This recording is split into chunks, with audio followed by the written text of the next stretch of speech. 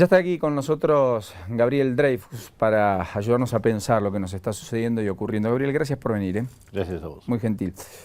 Primera impresión de lo que está ocurriendo y está sucediendo casi en medio país a esta hora de la tarde. A 30 años de la democracia. A 30 años de democracia. La casa está en orden, felices fiestas. La casa no estuvo nunca en orden. Los primeros 2 años del gobierno de Alfonsín, quizá la casa estaba en orden. Yo trabajé con Alfonsín en la campaña, tengo un gran cariño y un gran respeto por Alfonsín. Incluso luego tuve una buena relación con Rico, pasados los años. Pero eso fue lo que comenzó con la no democracia después. Estos 30 años de falsa democracia. Punto final, obediencia debida, levantamiento obediencia debida, el levantamiento cara pintada, Alfonsín que no termina el gobierno, Menem que hizo un buen primer gobierno y quise hacer un segundo gobierno.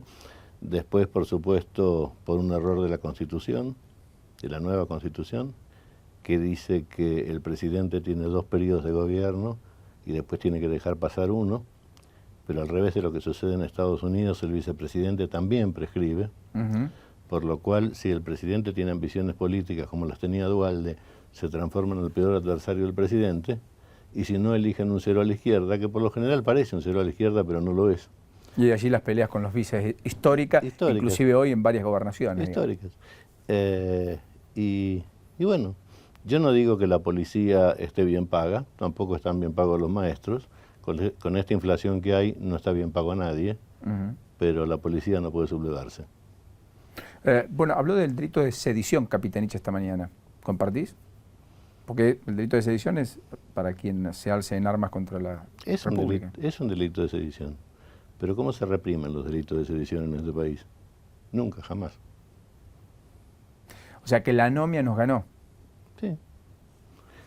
Ahora, yo no creo que esto vaya a hacer caer el gobierno, porque creo que el gobierno de Cristina ya cayó. ¿Cómo es eso? Y Cristina volvió, pero no. Capitanich está actuando como presidente, trata de posicionarse como el heredero. Hay una interna entre Capitanich, Scioli, Massa y De la Sota, interna que se manifiesta a través de estas cosas que están pasando. Desde los años 70 vivimos en medio de una interna peronista. Esa interna peronista, aún en vida de Perón, fue lo que no solo llevó al golpe, sino a la guerra civil en la Argentina. Pero el problema no es solo eso, es que enfrente de los diversos peronismos que hay, no hay nadie. No hay un solo candidato que uno pueda decir en la oposición, va a ser el próximo presidente, o tiene el equipo de gobierno. Porque consideras a Massa como parte de este esquema y a De la Sota también. De la Sota es menos parte de este esquema que Massa, es peronista pero de otra raíz. Massa es el kirchnerismo, si fue jefe de gabinete. Es lo mismo que me digas ahora que Capitanich es la oposición o que Juan Manuel Abel Medina es la oposición. ¿Y Alberto Fernández, que se muestra como opositor y desde hace un tiempo? Yo a Alberto Fernández le tengo simpatía, pero Alberto Fernández, bueno, se demostró como oposición demasiado pronto. Si no, podría haber sido el sucesor. Pero seguimos siempre en lo mismo. ¿A Macri lo ves con posibilidad de tomar fuerza, volumen electoral de cara al futuro? ¿O crees que es el esquema de las terceras fuerzas históricas de la Argentina que no tienen posibilidad de competitividad electoral? La centroderecha, que representa a Macri, aunque ellos digan que no son de centro ni de izquierda, yo no creo más en la izquierda y en la derecha. Hay varios componentes, pero digamos, representa ese sector que nunca pasó del 20%. Jamás en la historia.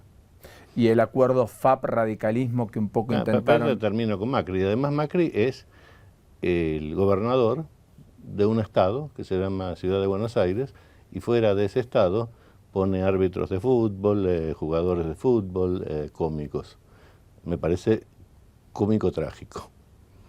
No es la oposición.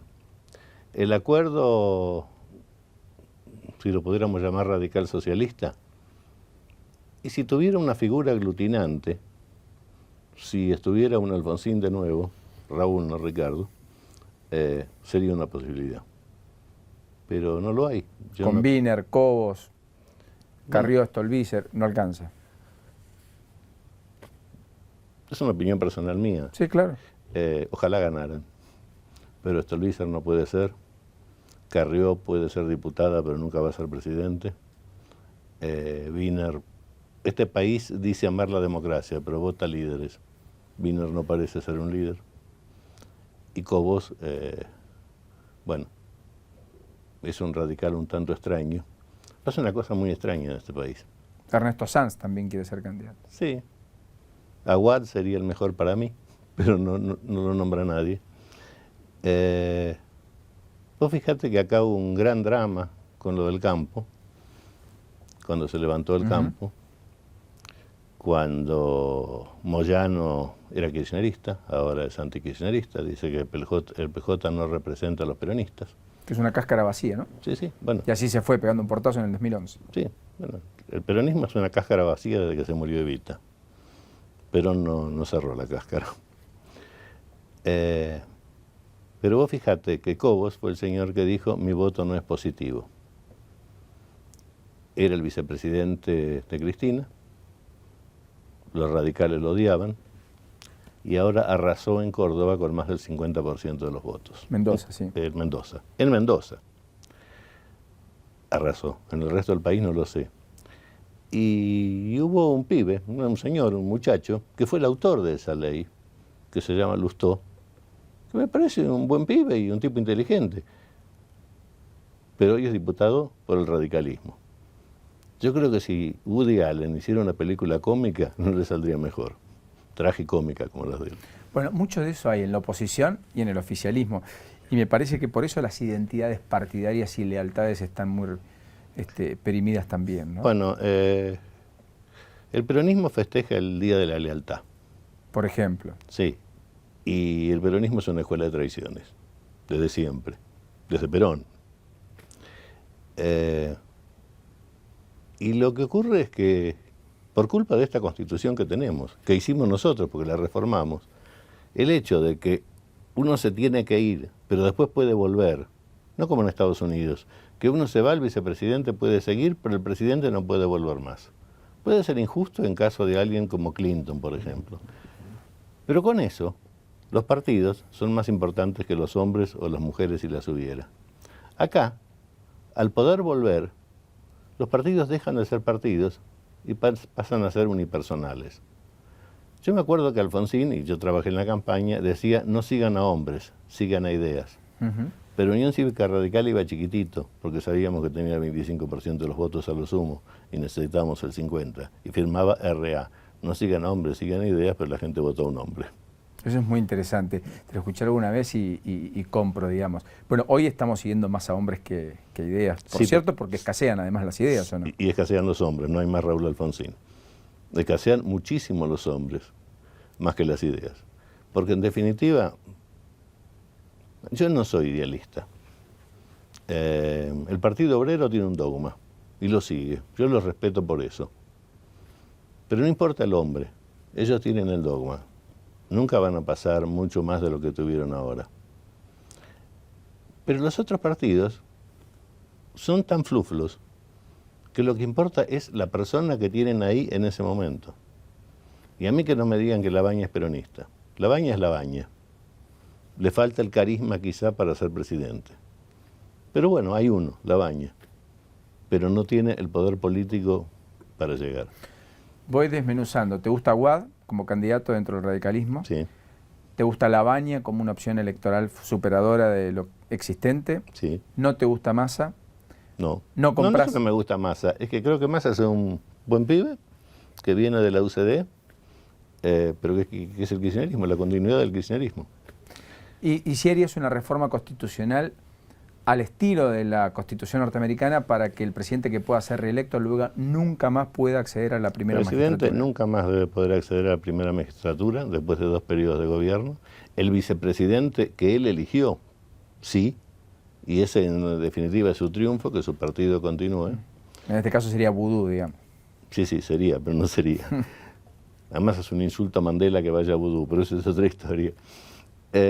Y una cláusula que nadie pensó en ese momento, pero que ocurre acá y ocurre en Estados Unidos, que ningún familiar directo puede ocupar la presidencia salvo que pase un periodo. Si hay un hijo de un presidente, un hermano o alguien que es capaz, fenómeno, pero no sucesor directo, y menos su mujer. Si su mujer quiere ser presidente, que se postule ella primero. Pero bueno, tenemos una política ahí, yo diría, casi muy recurrente con los familiares. En la provincia de Buenos Aires hubo no menos de 12 intendentes del conurbano que pusieron a mujeres o hermanos como primeros candidatos a concejales. Y está el caso de Gerardo Zamora en Santiago del Estero, donde efectivamente la sucesión es su esposa, que nunca había militado en política. Parecía que eso se había terminado y de pronto, ¡pum!, esto pasa. Yo no quiero un golpe, pero quiero que esto cambie. ¿Y cómo se hace dentro de las instituciones? Porque la respuesta del oficialismo va a ser, bueno, en Santiago del Estero votó la gente, y más del 63% de la gente eligió a la esposa del gobernador. Sí, en Santiago del Estero votó a la gente. Y la gente votó al hermano, o al primo, o la esposa, o el marido del intendente de turno del conurbano que puso primero en la lista, salvo excepciones donde finalmente perdieron, y perdieron muy mal. Bueno, yo no soy tan gorila como Borges, pero Borges decía que la democracia era la dictadura de los imbéciles. Yo no creo que Santiago del Estero esté tan bien, estén tan felices, o haya un gobierno tan maravilloso para que voten a la continuidad que es la mujer del gobernador. Ojalá me equivocara, pero no es así. Probablemente no tengan opciones, o probablemente tengan una propaganda oficial del gobierno, como la tenemos acá, con el fútbol para todos y todo eso, que hasta que no estalla todo, la gente está convencida. De hecho, la publicidad electoral de Macri, no solo para pegarle al gobierno, no es buena, pero la publicidad permanente de la ciudad de Buenos Aires de Macri, sea cierto o no, es excelente. Entonces, esto es propaganda permanente de los que están en el poder. ¿La publicidad del gobierno te parece buena? La publicidad del gobierno tuvo una época en que la hizo Martín Mercado, de Young and Rubicam, que fue excelente, fue en las últimas elecciones presidenciales. La que hicieron ahora del pibe Insaurralde fue de terror, la hizo otra gente. Sbaglio. Sí. Bueno, no quiero criticarlo a Sbaglio porque ha hecho cosas buenas, pero eso es de terror. Lo de Scioli fue bueno, del 2011, de Sbaglio. No. Creo que Scioli es mejor que Sbaglio. Pero ha hecho cosas muy buenas para Techint, ha hecho cosas muy buenas para Carrefour, ha hecho cosas muy buenas comerciales en su vida. Techint 100 años, ¿no? Sí. Pero Sbaglio no es un político. Para hacer publicidad política hay que ser político primero y publicitario después. Yo siempre digo, a mí me preguntan si cuando hago una campaña política me dan un brief. El brief en inglés quiere decir breve, también quiere decir resumen, y en los Estados Unidos se llama brief al calzoncillo, que está bien porque es por donde los creativos se pasan el brief. Pero mi brief político empezó a los 5 años, cuando la policía de Perón se lo llevó preso a mi papá por primera vez. Está mal llevarse preso a la gente por sus ideas, pero mi papá era comunista. Entonces a veces yo era comunista de los comunistas de café, pero estaba en el partido, después lo echaron. Pero lo que yo creo es que en ese momento Perón tenía razón y mi papá estaba equivocado. Después dejé de pensar que Perón tenía razón en nada, Perón no tenía razón en nada, Evita sí. Y hoy estamos en la situación que estamos. ¿Te definís como antiperonista? Yo toda mi vida me definí como antiperonista. En el primer gobierno de Menem creí ser menemista, hoy me arrepiento. Y si Menem era el peronismo, bueno, en ese peronismo del primer gobierno estaba de acuerdo, pero Menem no era peronista y su segundo gobierno fue desastroso. Entonces, si me preguntás hoy como qué me defino, no me defino como nada. En las últimas elecciones votó a los radicales en la provincia porque no tenía quien votar. O sea, le elegiste a Stolbizer, Alfonsín. Sí, Stolbizer, Alfonsín, hasta les mandé un afiche de regalo que decía la única alternativa ante todos los peronismos. No usaron mi regalo y sacaron menos votos que en las PASO. Bueno. ¿Te gustaría volver a ser el ideólogo de una campaña? Si te convocan. Si me convocan, me encantaría volver a ser ideólogo de una campaña. Y te voy a decir algo más, que eso es mucho más difícil. Me gustaría ser el candidato de la campaña. Porque cualquiera que se dedique a la política y diga que no quiere ser presidente, es un mentiroso. Yo sé que no lo voy a hacer, Y no hay ideólogo de campaña. El ideólogo de la campaña del 83 no fui yo, no fue Rato. Fue Alfonsín. Fue Alfonsín. Y cuando un candidato está convencido que va a ganar, y el único que estaba convencido era Alfonsín, nadie más, gana. También lo vi con Menem, estaba convencido. Un día charlé con Menem antes de que le ganara la interna Cafiero, y le dije, y él me dijo, y quiero que Alfonsín tenga reelección porque no me voy a sentir presidente hasta que le gane a Alfonsín. Y le dije, bueno, primero tenés que ganar la Cafiero. Me dijo, sí. Dije, y cuando seas presidente, ¿qué vas a hacer? Me dijo, no lo sé, yo ahora soy político. Después me preocuparé por ser estadista. Pero estaba convencido. Y llegó. Scioli sobrevoló muchas veces situaciones desfavorables, adversas, ninguneos permanentes, etcétera. ¿Se recibió? Scioli una vez me dijo a mí hace muchos años, antes él era diputado y yo estaba trabajando en una campaña en ese momento y nos encontramos en un canal.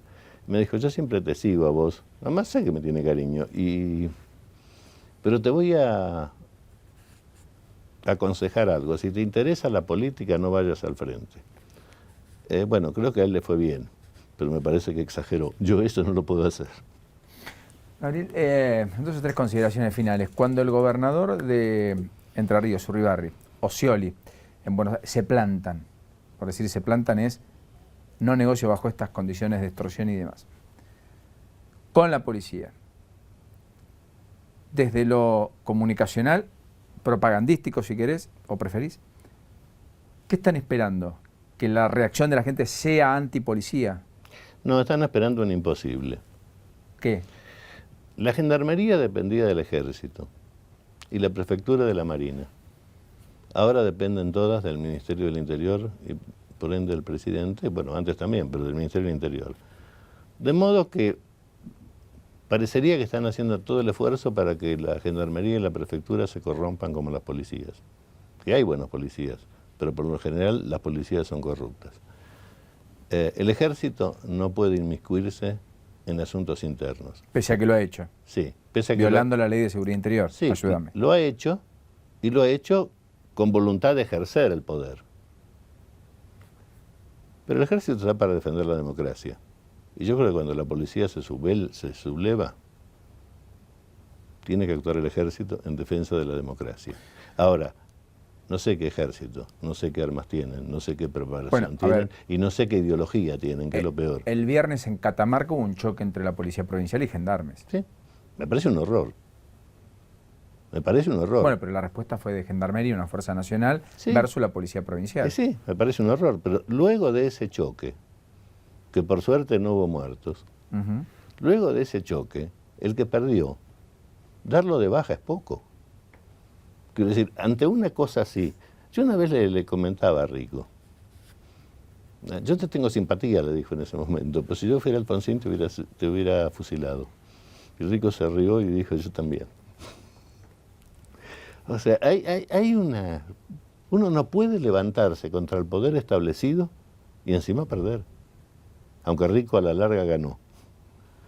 Pero no se pueden tolerar esas cosas. ¿Cuál sería tu respuesta? El Dreyfus político, sentado en la gobernación o en la presidencia, ¿qué harías? Mira, yo no creo que esto me pasaría. ¿Hubieras visto el problema antes? ¿Hubieras llegado a tiempo? Antes te hubiese tenido un buen jefe de la CIDE, hubiese tenido toda la información, cosa que me extraña que no la tengan, y esto no hubiese pasado.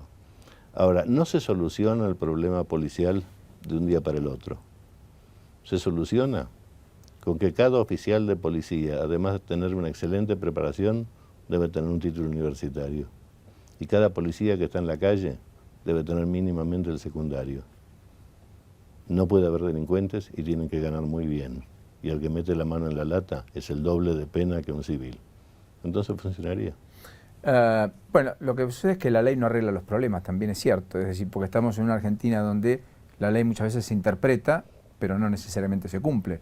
Ante cada hecho vos tenés mitad de biblioteca que dice A y mitad de biblioteca que dice B. Pero vos fíjate otra cosa, están los llamados jueces garantistas.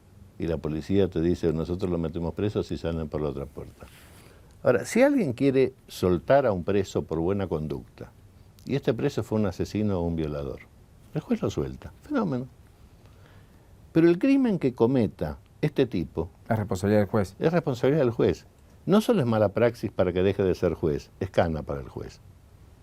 En la medida que un país no haga respetar las leyes en serio de esta manera, el país no funciona. Yo no soy precisamente comunista, y menos maoísta, pero China funciona. Yo sé que hay mucha gente que casi hace trabajo esclavo, pero antes comían tierra. Y en el caso de los delincuentes, los familiares pagan la bala. No hay que llegar a ese extremo. Pero siempre dije que yo no entendía por qué las democracias no actúan frente a la delincuencia común como las dictaduras actúan frente a todo el mundo. Y te voy a decir un país donde sí pasa, Francia. En Francia no hay muchos delitos, pero no quisiera que me agarre la policía francesa, y menos no siendo francés. Gabriel, ¿te sorprende saber que haya habido 70.000 muertos por homicidios dolosos en la Argentina en 30 años de democracia? No, no me sorprende en absoluto. Son mayor cantidad de los muertos que hubo en la guerra antisubversiva. Y me parece que una cosa es tan mala como la otra. Ahora, muchas veces me pregunté qué hubiese sido de la Argentina si ganaban los montoneros. Bueno, ahora lo sabemos, gobiernan los montoneros. No son todos montoneros, pero Kunkel sí. Los Kirchner eran montoneros de Blableta, pero están ahí. No existe en el mundo una organización aniquilada con sus 3 máximos jefes militares vivos, Firmenich, Perdía y Vaca Narvaja. Todos sabemos que hicieron un arreglo con Macera. Todos sabemos que este país es una mierda y que está lleno de traidores y que nadie lo denuncia y que la gente los vota. ¿Por qué? Porque la gente no sabe. Gabriel, gracias por este ratito. Gracias a vos. Imperdible, como siempre. Bueno, gracias. En el acuerdo y en el disenso. Está bien. Gabriel Dreyfus, aquí con nosotros.